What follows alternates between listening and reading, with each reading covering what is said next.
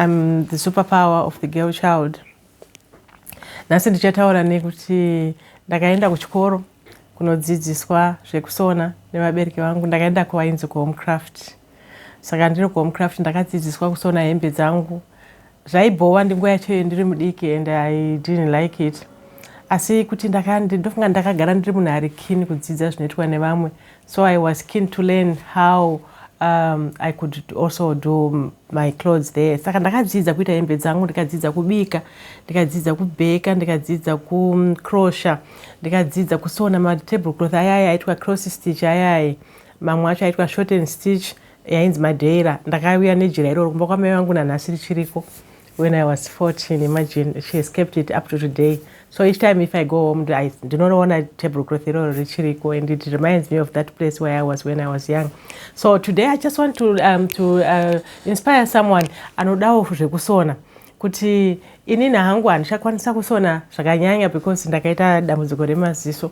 Saka ndinosonawo here and there. But kazhinji hembe dzangu inini when it comes to my clothes ndinoda kupfeka the African attire just like what I'm dressing right now. Saka kana ndichitenga jira rakafanana neiri ndinotenga ari 6 meters. Why 6 meters? Because ndinoda kusara ne2 meters dzandinokwanisa kusona kusunga musoro wangu kunyatsosunga zvakanaka. Kana kuti ndikatadza kuwana 6 meters kunge depending nepattern yandaenda cheka ndinozosiyana kana pane 1.5 meters. Saka ndinoedza kutenga jira rakati wandei. Saka chekutanga uchida kudzidza kusona enda unodzidzira kuita pattern, either enda kucollege unodzidzira kana kuti ukaenda paYouTube unokwanisa zvakare kudzidzira paYouTube kuti ukwanise kusona. Saka inini this time tiri kuita summit yeStory Circle Global Summit kubvira mangwana musi wa 18 September 2021. Saka on this summit, because inini ndingati ndo trade yangu, this is my trademark dress irori randakapfeka rinonzi African attire. I got inspired this hembe when we had our first lady Salim Gabe, and she used to look beautiful and stunning in the African attire. Kusvikira rimwe zuva ndakaenda pane funeral yeshamwari yangu. They were very close with another mother, and then I asked her kuti anosunga sei musoro wake, akandirakidza, and it was like a joke, but I copied it. Ndiri munhu yaanoda kudzidza, and ndikasangana nemunhu ari kuita zvinhu zvandinofarira kazhinji ndinobvunza kuti ndidzidzisewo ka. Saka this is how I just want to show you this outfit yandakaita. This is the top, rine lining green. I couldn't manage to get in lining and either black or anything, so I just thought, well, it's a lining, but ndoda kuti rive stable kana ndakaripfeka ringe rakanyatsoita zviri right, because kana rakaline especially the African attire skate kana chiri iri outfit inonyatsomira zvakanaka kana iri lined, because depending nematerial zvakare. So you need to know which material you are buying, isinga bleachike, isingabve color. So you can see this one is quite an added color. But what do you need after kuti udzidzire kuzvekusona? Unodei kuti udzidzire kusona? Chekutanga, you need zvinhu zvakafanana neizvi, zvakafanana nemarura. You need a tape measure. You need a sharp scissors. You need unpicker. You also need mapina ako. Ekuti kana uchisona zvezvo kana especially kana une vana, you need to be careful kuti mapina yanozobaya vana. Kana iwe futi unogona kubaya netsono naika. So you need something like this chokupura uchisira tsono dzako ipapo dzichigara. You also need ironing board. You need an iron like this one, because kana tiri kuno kuma iron edu haanyanyodhura. You can buy one by one uchitenga iron yako uchita sese. Saka you need an iron yekuti kana pese paunosona seam, you need to make sure kuti wapressa seam rako raita flat, so that kana wakusona harizobatanidzana nerimwe side risina kuita rausingafanire kusona, then you end up wakuita unpick. This is the reason why ndaeda chinhu chinonzi unpick seich. Saka as I said, kuenda kwangu kuchikoro kwairwadza, ndainge ndisingadi kana kufara nezvazvo, asi zvakazondibatsira mukurarama kwangu, mukurarama kwevana vangu nekuenda kuchikoro, nekuti ndaienda across the borders ndichinotengesa. Ndikanga ndasona ndaindiri mucivil servant, ndiri kubasa kubvira Monday kusvika Chishanu. Saturday Sunday ndiri kuofisi kangu mutaundi pana 4th payo ndipana inosonera. Saka ndonosona ipapo ndakazopedzisira ndakusona nemabhegi, mahandbag nemabhatya eleather, ndichitori nematera angu aiita izvozvo. Saka zvaindibatsira kuti vana vangu vaende kuchikoro. Ndakagona kupinyuka zvimwe zvinhu zvokuti ndingadai ndakawanika nezvimwe zvinhu, asi zvakandibatsira kuti asi mabasa emaoko. Saka semwanasikana ndinoadvisa vanasikana nguva yese kuti edza kuwana chaunokwanisa kuita. Kana mwana mukomana zvakare, right now tiri kudzidzisa vana vehanzvadzi yangu kuti vagone kusonawo, vakwanise kuzviitira zvinhu zvavo.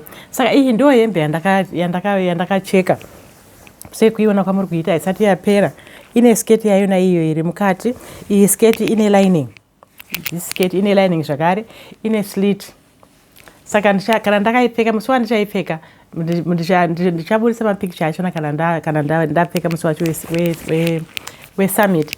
Saka as you can see yakanyatsofita zvakanaka. Ichi chino ichi chidhori chaunotenga unochiwana kumashops. Ini ndakachiwana kana kuri kuUK unokwanisa kuchiwana ngini pamashops anonzi The Range, kana kuti unokwanisa kuiwana paAmazon kana paeBay. You can buy chidhori ichi kuti ukwanise kuita se kugadzirisa zvinhu zvako.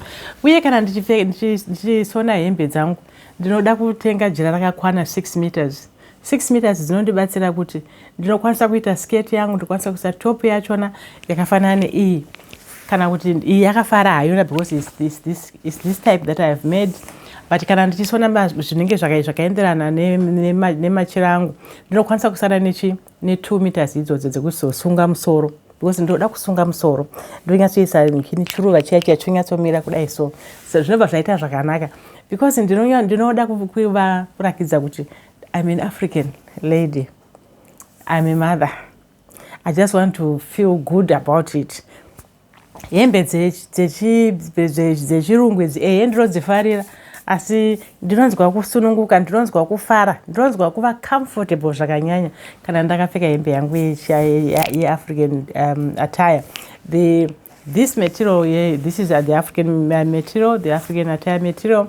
You can find it in most of the shops around the country, like here in the UK. You can go and find it in most of those shops. Vanomira mashops zvakare vachitengesa. Saka you can always make yourself an outfit depending on how do you want to look and what is it that you want. Because do you know kusona kwakafanana nemunhu anoumba hari. Munhu anoumba hari anofunga so kuti ndoda kuumba hari yakaita sei otoumba hari zvataiona kumusha zvezvamene kana vachiri kuzviita. Asi ndodaira zvichiriko ndo zvazvakaita, because ukarara so kana ukaona mumwe munhu akapfeka ukaiona hembe yake ufunga kuti ndoda kusona yangu yakadaro otodrowa. Ini ndaidrowa ndikaona munhu akapfeka so ndaidrowa hembe iyoyo. Ndikadazoenda kushopu kwangu ndonotanga kusona hembe iyoyo, ndoyambuka border kuSouth Africa ndonoitengesa. Saka this is what I used to do and I still want to do it, but ndakuzviita zvishoma nezvishoma nekuda kwekanganisika kwemaziso. Asi ndinofara kusona, ndinofanira kubika, ndinofarira kubheka, ndinofarira zvese zvinoitwa nemaoko ndozvifarira. Saka ibasa redu sevabereki kudzidzisa vana vedu. Kusona hakuna mhosva kuti mukomana musikana. You can teach your children, both of them, so that these are basic life skills dzekushandisa maoko. Pane kuti unogara nemwana anopedzera kunotsvaga zvimwe zvisiri izvo kana kunoteya vanhu achiba. But kana ari busy achisona zvinhu zvake ukamupa kamari mbichana akatenga machira ake, and the moment akatanga kusona nemushini wake kusona, so of course I've got the machine here mudiki because I had to dispose of the bigger machines. But ukangowana kamushini kako kadiki mwana wako anokwanisa kutotanga from there. Unozoona kuti zvinenge zvitori musoro make pano kumuregera achizopedzera achitandazika munzira dzisiri idzo. Saka kumudzidzisa basa remaoko ndodaira chinhu chakanaka. Inini samambokadzi ndinoadvisa kuti sevabereki ngatitarisise vana vedu kuti vari kuitei. Ukamudzidzisa kusona ibasa ichipo chemaoko, anogona kuzochipawo kune vamwe voramba vachienderera. Havazoramba vachikumbira sipo, vachikumbira sauti, vachikumbira hupfu. Saka batsirai ngatibatsiranei, dzidza kubva kune vamwe. Be inspired and start sewing. let's all get inspired and start doing something. Teach me your business. I'll also share mine. Share your idea. I'll share mine. Then bring it on a 2. You only go on a 2 and bring it in a 2. If we share again, we've got 6. This is how people are getting money these days. So you take care. Subscribe to my channel, and also make sure you leave a bell there so that the next time I upload another video, you'll be notified.